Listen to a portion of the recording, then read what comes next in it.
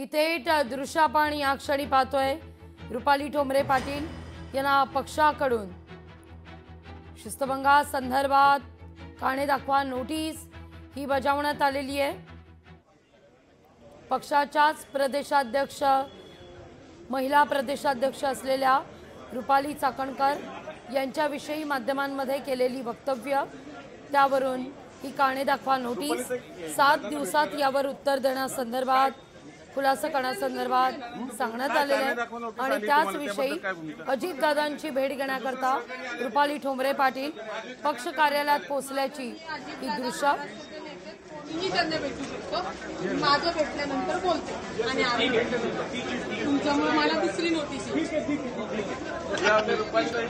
सांगितलं मी दादांना भेटून काय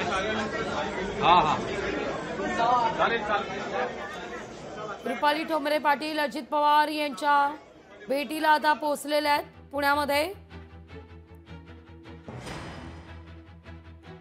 तर रुपाली ठोंबरे पाटील आता या सगळ्या संदर्भात अजित पवार यांच्याशी संवाद साधतील। आपण सगळ्या प्रश्नांचा खुलासा करणार असल्याचं या ठिकाणी रुपाली ठोंबरे पाटील यांनी स्पष्ट केलंय।